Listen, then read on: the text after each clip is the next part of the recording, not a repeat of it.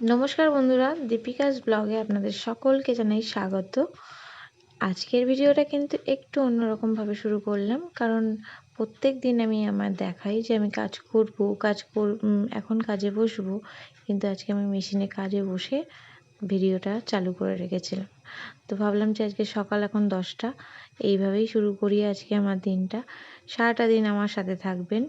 আমার ভিডিওগুলো যদি আপনাদের ভালো লাগে তাহলে আমার ইউটিউব চ্যানেলটা অবশ্যই সাবস্ক্রাইব করে দেবেন। আর দেখুন আমি কাজে বসেছি আজকে সকাল সকাল। তো ভাবলাম ভিডিওটাও শুরু করে দিই। আমার তো ফোন ধরে ধরে ভিডিও করা ওইভাবে সম্ভব না, তো আমি ফোনটা খাটে রেখে দিয়েছিলাম, একটা স্ট্যান্ডে রেখে আমি ভিডিও করছিলাম, এদিকে কাজ করছিলাম। আর আমার সেলাইয়ের কাজটা দেখুন, সেলাইয়ের কাজটা এমন একটা জিনিস যে ছুঁচের থেকে আপনি চোখ সরাতে পারবেন। যদি আপনি ওই মেশিনের ছুঁচটার থেকে সামান্য চোখটা এদিক ওদিক করেন মেশিন চালাতে চালাতে, আপনার হাতটা ছিন্ন ভিন্ন হয়ে যাবে একদম। কারণ আমার একবার হয়েছিল এরকমই।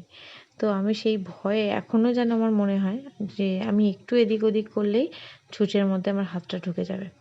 তো খুবই ভয় লাগে। এই কাজটা দেখতে হয়তো খুবই সহজ, আর সহজই, কিন্তু এর পেছনে যে কতটা কষ্ট, কতটা পরিশ্রম থাকে, যারা এই মেশিনে পা দিয়ে চালায়, মানে পায়ে মেশিন চালানো আর মোটরে চালানোর মধ্যে অনেকটা পার্থক্য, জানেন তো।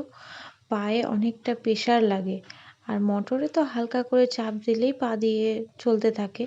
আমার মেশিনেও মোটর লাগিয়েছিলাম গত বছর দুর্গাপুজোর সময়, অনেক কষ্ট করে টাকা পয়সা জমিয়ে একটা মোটর কিনেছিলাম, কিন্তু আমার কপালে মোটরও শ্যুট করে না। যাই হোক, মোটরটা যখন থেকে আমি মেশিনে লাগিয়েছিলাম তারপর থেকে নানান সমস্যা, তার আজকে এই হচ্ছে কালকে সেই হচ্ছে, 2-4 বার করে সারিয়েছি তাও ঠিক হয়নি। তারপর এখন থেকে খুলে দিই। আমি বললাম না, তাহলে পায়েই করি, কিন্তু পায়ে করলে প্রচণ্ড কষ্ট হয়, মানে পা গুলো যেন মাঝে মাঝে মনে হয় যে ছিঁড়ে পড়ে যাচ্ছে। যারা পায়ে মেশিন চালান আমার মতন, তারা এই কথাগুলো খুব ভালো করে বুঝবেন, কারণ তাদের সাথে হয়তো এমনটাই হয়। কারণ আমার সাথে যখন হচ্ছে, একই তো কাজ, এই বসে বসে, লোকে ভাবে যে এই বসে বসে কাজ করছি, কোনো কষ্ট নেই, খুবই আরামে হয়ে যাচ্ছে সবটা, কিন্তু না, নিজের শরীরের রোগ নিজেই ডেকে নিয়ে আসা। এই যে আমি বেশ কিছু বছর ধরে কাজ করছি, প্রায় 12-13 বছর ধরে আমি মেশিনের কাজ করছি, কিন্তু এতে ইনকাম একদমই বেশি নয়। কিন্তু ইনকাম বেশি নয় মানে আমাদের বেশি নয়, আমরা যেহেতু লোকের রেডিমেড মাল নিয়ে এসে করছি, সে আরেকজনের থেকে নিয়ে এসে তারপর আমাদেরকে দিচ্ছে, তারপর আমরা কাজ করছি।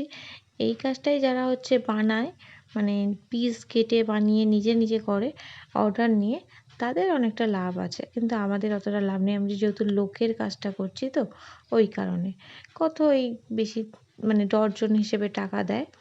তো তবু কিছু করার নেই, যেটুকু আসে ওইটুকুই করি। ভাবি মাঝে সাঝে যে অর্ডারি কাজ শিখি, কিছুদিন শিখেও ছিলাম, কিন্তু শিখে সেখানে আর যাওয়া হয়নি। কিছুটা জানি, আমি অল্টারও করি।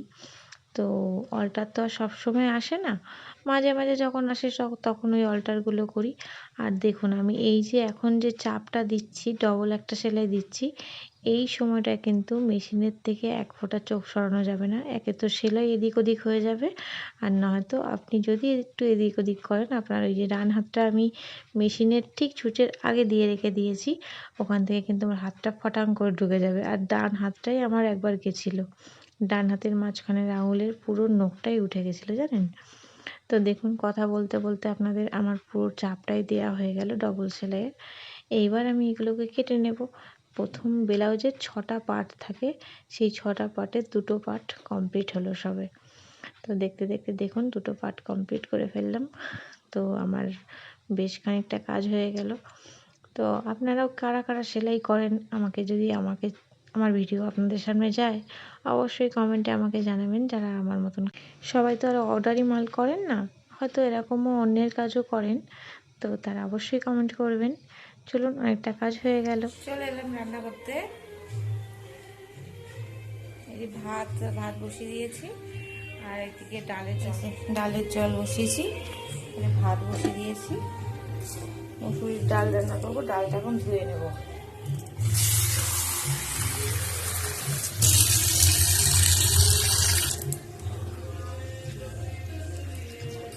ভালো করে ডলে ডলে একটু ধুয়ে নেব ডালটা, ডাল দিয়ে কতটা নোংরা জল বেরিয়ে দেখেন।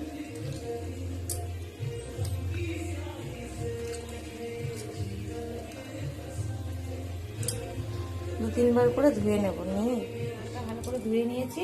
এবার দিয়ে দেবো জলটার মধ্যে।